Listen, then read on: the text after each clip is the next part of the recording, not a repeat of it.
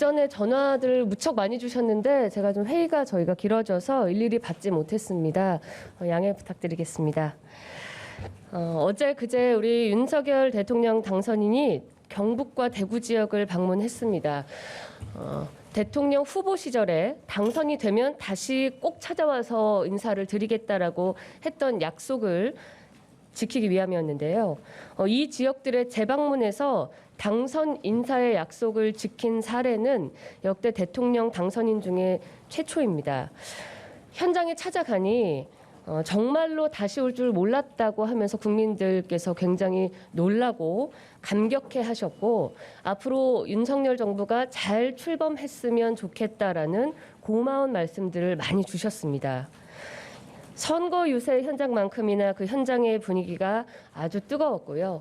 무엇보다도 동원 인파가 아님에도 불구하고 각 현장마다 발디딜 틈 없을 정도로 많은 분들이 몰려들어서 사진도 찍으시고 영상도 찍으시고 대통령 당선인과 직접 손잡고 어깨동무하면서 즐거운 시간들을 보내셨습니다.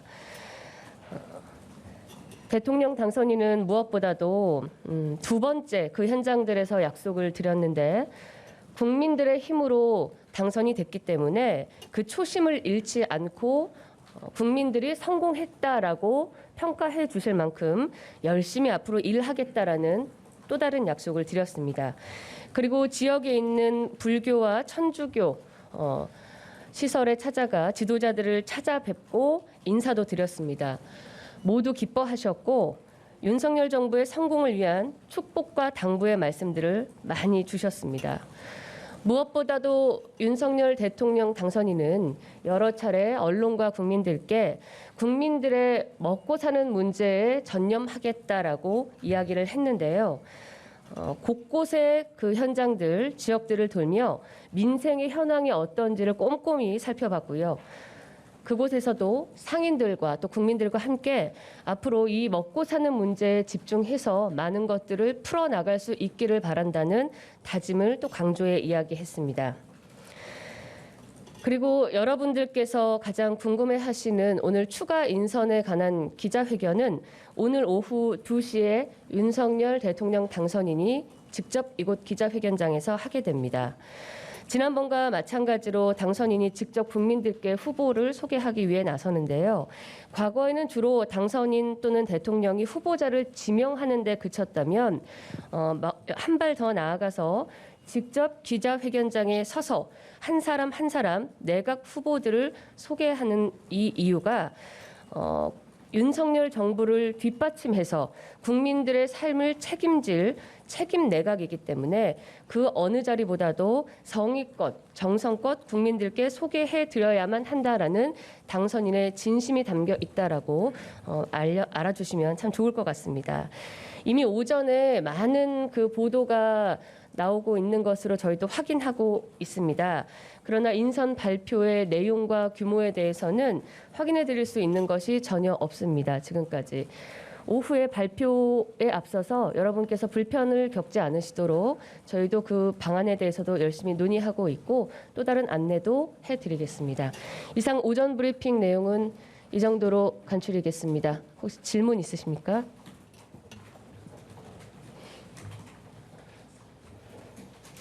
예, 말씀 주십시오. 예, 뉴시스 김승민입니다. 예, 안녕하십니까? 예, 안녕하세요. 당선인께서 어제 그 박근혜 전 대통령 찾아뵙고 그 인간적인 안타까움과 마음속 미안함을 말씀드렸다라고 했는데, 이게 이제 탄핵에 대한 부정이다라는 정치적인 비판도 나오고 있어서 이 부분에 대한 당선인 사과의 의미에 대해서 한 번만 더 설명 부탁드리고요. 그 당선인이 어제 그 박근혜 전 대통령한테 박근혜 정부 정책 중에 제대로 알려지지 않은 부분이 있다, 아쉽다, 계승하고 홍보하겠다 이런 얘기를 하셨는데, 예시를 좀 들어주실 수 있다면 두 가지 이렇게 부탁드립니다. 네, 미안하다라는 말씀은 제가 더 확대해서 해석할 필요 없이 박 전 대통령께서 지금 건강을 회복하는 중이긴 하지만 아직 많이 약한 상태입니다. 그 모습을 보고 인간적인 안타까움과 그리고 여태까지 돌보지 못했던 그것에 대해서 이제 조금 뒤늦게 찾아뵙다라는 그 인간적인 연민의 마음에서 인사차 또 드린 말씀이고요. 그 이상의 확대 해석을 할 필요는 없는 것 같습니다. 두 번째, 정책을 계승하겠다라는 것은 박근혜 정부가 해왔던 수많은 정책 중에서 국민 여러분들께서 이 정책만은 참 쓸모 있다, 또 성공했다라고 평가하시는 부분들이 분명히 있을 겁니다. 그것들을 저희가 신중히 들여다보고 앞으로 정책을 이어나갈 수 있도록 노력하겠다라는 약속을 드린 거고요. 이 점에 관해서는 현재 문재인 정부가 지난 5년간 해온 정책들에 대해서도 국민들께서 좋게 평가하시는 것, 앞으로 잘 이어나갔으면 좋겠다라고 평가하시는 것들에 대해서는 윤석열 정부는 가리지 않고 이어나갈 것이고, 앞서 이재명 후보자의 공약에 대해서도 그 공약 중에 국민들께 반드시 필요한 것이 있다라고 하면 윤석열 정부는 고민 없이 그 정책을 활용하겠다라고 말씀을 드렸기 때문에 이런 점에서 이해를 해주시면 좋을 것 같습니다. 네, 질문 주십시오. 네, 안녕하세요. MBC 구민지입니다. 예, 안녕하세요. 어제 민주당에서 이제 검찰 수사권 완전 분리하는 법안을 4월에 처리하기로 당론 채택했는데 여기에 대한 당선인 입장 궁금합니다. 예, 이제 국회 일은 일단 국회에서 해결을 하는 것이 맞는 것 같고요. 당선인의 입장은 종전과 마찬가지로 형사사법제도 같은 국가의 모든 제도들은 국민들의 입장에서 오로지 국민만을 위한 것이어야 한다. 이것이 윤석열 대통령 당선인의 입장입니다. 또한 당선인은 앞으로 민생 문제, 우리 행정부 수반으로서 국민들 먹고 사는 문제에 최우선으로 전념하겠다라는 말씀 다시 드리겠습니다. 질문 주십시오. 네, 안녕하세요. OBS 김용재입니다. 그 이태규 의원 인수위원직 사퇴가 인선에서 그 안철수계가 배제된 데 따른 것이라는 분석이 나오는데요. 입장 한 말씀 여쭙겠습니다. 예, 어제 이미 여러 보도를 통해 인수위 측 입장이 그것은 사실이 아니다라고 확인을 드렸고요. 저희가 공동정부를 구상해서 함께 나가겠다라는 인수위 그리고 그 내부의 모든 기조는 여전히 변함이 없습니다. 만약 이제까지 소통이 부족했다라고 생각하신 부분들이 있더라면 당선인께서는 더 열린 자세로 대화를 하면서 앞으로 국민들께서 희망하실 수 있는 새로운 정부 출범을 위해 노력하겠다. 이 정도로 정리해드리면 좋을 것 같습니다. 예, 질문 주십시오. 네, 저 이데일리 박태진입니다. 안녕하십니까. 네, 당선인께서 조 바이든 미국 대통령과 내달 다음 달에 한미 정상회담을 가진다는 보도가 있는데 어떻게 좀 되시는지. 당선 직후에 바이든 대통령과의 통화를 여러분께서 다 취재를 해주셨기 때문에 조속한 정상회담을 추진하자고 이미 두 분께서 약속을 하셨습니다. 그러나 그 시기 또 일정에 대해서는 양측의 외교관계 또 보안의 문제가 있기 때문에 지금 그 각자 실무 부서에서 논의를 하고 있을 거고요. 저희로서는 지금 확인되거나 확인받은 바가 없습니다. 다만 한미 두 정상이 조속한 정상회담을 한다는 것은 이런 안보 위기 또 최근에 우리 문재인 대통령께서도 안보 공백에 대한 우려를 많이 말씀을 해 주셨는데 그러한 측면에서 우리 국민들에게는 호재가 아닐까 생각합니다. 말씀 주십시오. 저 맨 뒤, 예.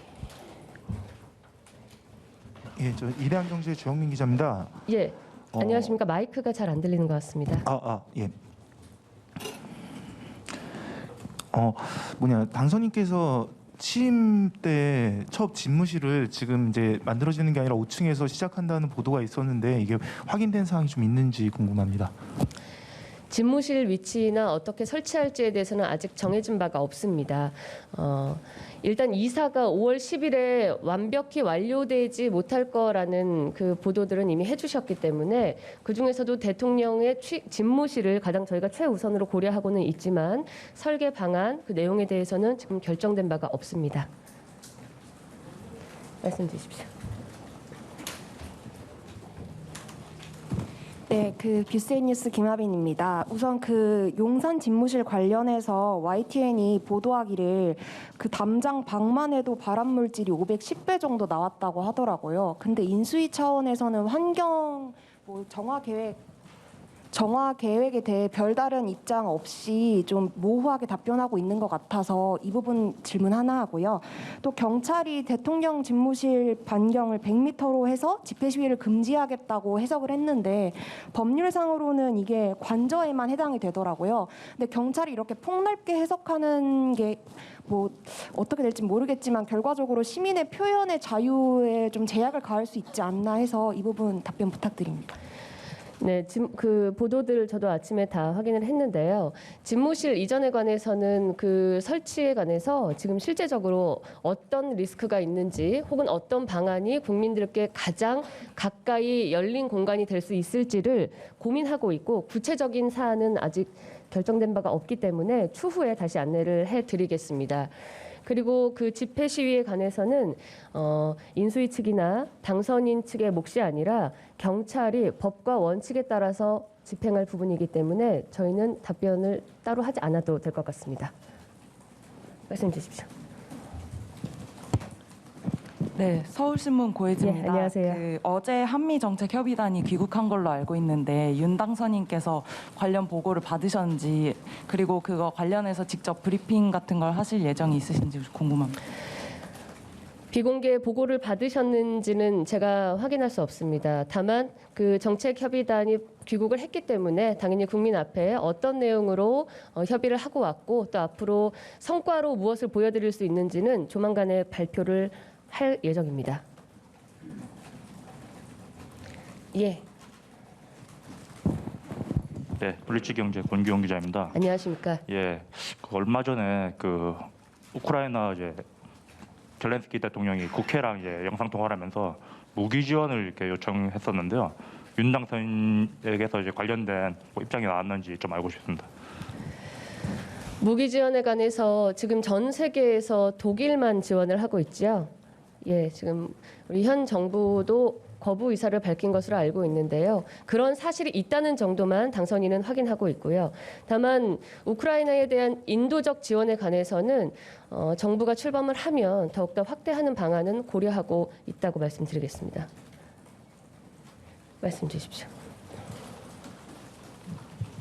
네, 아리랑 TV의 김도현 기자입니다. 그 미국이 쿼드 워킹 그룹이랑 IPEF를 한국의 참여를 요청했다는 보도가 있는데 이거 확인 부탁드립니다. 예, 외교적인 사안에 대해서는 저희가 확인할 수 없어서 양해를 부탁드리겠습니다. 예. 네, 안녕하세요. 저 KBS 방준원이에요. 안녕하십니까? 예. 그 국가안보실 제외한 대통령 정책실 산하 부처별 파견 비서관 폐지랑 뭐 제1부속비서관과 총무비서관 권한 축소 관련 보도가 나왔는데 관련해서 혹시 따로 밝히실 내용이 있으신지. 예, 직제 개편이나 실 개편 같은 여러 가지 사안은 저희가 확정이 되는 대로 국민들께 당연히 소개를 해드릴 예정입니다. 지금까지는 결정된 바 없고 또 확인된 바가 없습니다. 자, 오늘 아마도 인선 문제에 대해서 가장 많은 관심을 가지실 것 같아서 저희가 이제 필요한 정보를 추후에 또 제공해드리기로 하고 오늘 더 이상 질문이 없으시면 이 정도로 마무리하도록 하겠습니다. 고맙습니다.